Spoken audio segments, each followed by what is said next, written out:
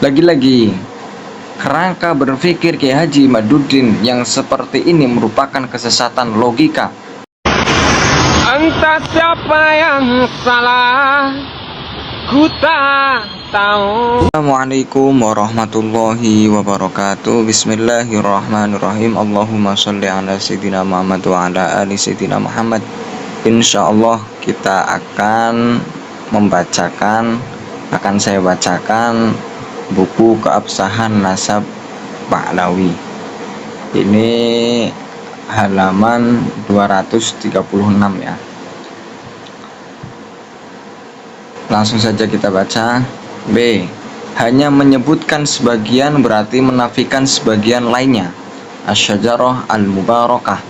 Kiai Haji Imaduddin menjadikan keterangan dari Asy-Syajarah Al-Mubarakah sebagai titik tumpu dalam membatalkan nasab Pahlawi.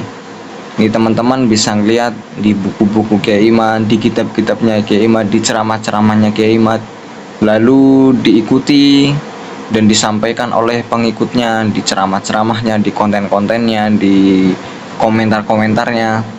Kiai Haji Imaduddin berargumen Asy-Syajarah Al-Mubarakah hanya menyebutkan anak Ahmad bin Isa ada 3, Muhammad, Ali, dan Husain. Ini barahnya ini ya. Amma Ahmadu al-Abah fa'akibuhu min salasati banina, Muhammad Abu Ja'farin birrai wa Ali birromlah wasin akibuhu binai sabur. Hanya menyebutkan 3 berarti menafikan yang lain, termasuk meniadakan Ubaidillah sebagai sebagai anak Ahmad bin Isa.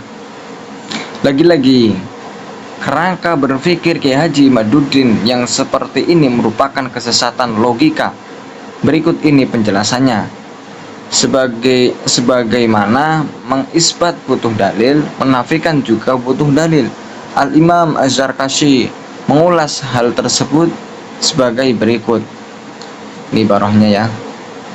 Mas'alatun nafi lil hukmi hal yalzamuhu ad-dalilu al-musbitu lil hukmi yahtaju lid dalili bila khilafin wa aman nafi fa hal yalzamuhu ad-dalilu ala da'wahu fihi madhahiba ahaduha na'am wa jazama bihi al-qafalu wa sayrafiyu wa ikhtarahu ibnu Sobahi wa ibnu Sam'ani ila akhir ya. Jadi masalah menafikan hukum, apakah wajib ada dalil? Mengisbat hukum itu butuh dalil, ini tidak ada perbedaan. Dan menafikan hukum, apakah butuh dalil? Apakah harus ada dalil dalam pendakwaannya? Ini ada beberapa madhab. Yang pertama, iya, ini ditegaskan, maksudnya iya itu butuh dalil. Ini ditegaskan oleh Imam Qafal, Imam Sayrafi, dipilih oleh Ibnu Sobah, Ibnu Sam'an, sampai akhir itu banyak banget nih. Ini ibarahnya yang tadi dibaca. Pertama Asy-Syajarah Al-Mubarakah itu tentang anaknya Ahmad bin Isa. Terus yang tadi yang Mas'alatun Nafi ini di kitab Al-Bahrul Muhit fi Usulil Fiqhi. Dalil otoritatif yang mengisbat nasab sada Pahlawi melalui jalur Ubaidillah bin Ahmad bin Isa sangat banyak dan gamblang, sebagaimana telah kami uraikan di bab 1. Apakah ada keterangan yang menafikan Ubaidillah sebagai Ahmad bin Isa? Sebagai anak Ahmad?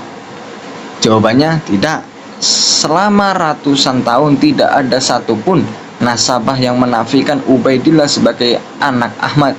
Menurut Kiai Imad, yang menafikan ada, yaitu kitab Asy-Syajarah Al-Mubarakah, karena hanya menyebutkan 3 orang. Disinilah letak kekeliruan Kiai Imad. Menyebutkan 3 bukan berarti menafikan yang lain. Contoh, ketika menyebutkan hadis tentang 10 sahabat yang mendapatkan kabar gembira jaminan masuk surga dari Rasulullah SAW, Al-Imam Al-Hafidh Al-Munawi menjelaskan bahwa angka 10 itu tidak berarti menafikan ada sahabat lain di luar yang 10 yang mendapat kabar gembira jaminan surga dari Rasulullah SAW. Berikut penjelasan Al-Munawi. Wa tabsyirul asyrati la yunafi maji'a tabsyiri ghairihim aidan fi ghairi ma khubira li anna al-adada la yanfi az-zaidah. Pemberian kabar gembira dalam suatu hadis kepada 10 orang sahabat tidak menafikan ada pemberian kabar gembira jaminan surga kepada selain mereka di luar hadis tersebut, sebab penyebutan jumlah tidak menafikan tambahan lainnya. Ini di kitab At-Taisir Bisyarhil Jami'is Shahih. Dalam keterangan lain yang menjelaskan tentang penyebutan jumlah, Al-Munawi juga menjelaskan, ini masih di kitab yang sama ya, Mafatihul ghaibi ay khazainuhu ay au ma yatawassalu bihi idal maghibati ala jihatil isti'arati khamsun iqtasara 'alaiha wa in kanat mafatihul ghaibi la tatanaha li'anal adada la yanfiz zaidah. Artinya kunci-kunci hal ghaib, yaitu hazanah-hazanah hal ghaib atau hal yang menyampaikan kepada hal-hal ghaib dalam bentuk isti'arah ada 5, yakni hanya menyebutkan 5 walaupun kunci-kunci hal ghaib tidak terbatas. Poinnya di sini, hal ini karena penyebutan jumlah tidak menafikan tambahan lainnya. Jadi menyebutkan angka bukan berarti itu hasri atau paten selain yang disebutkan itu enggak ada.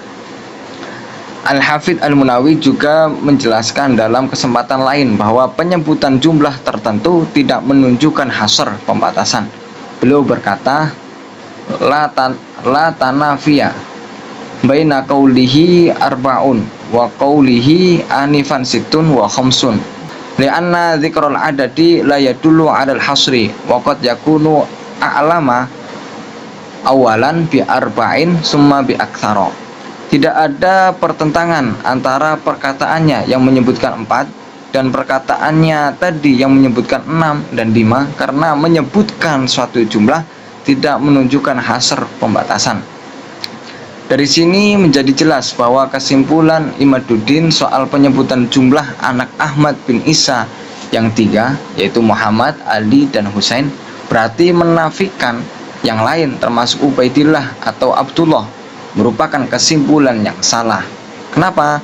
Karena penyebutan jumlah tidak menafikan tambahan lainnya dan juga tidak menunjukkan hasr, pembatasan.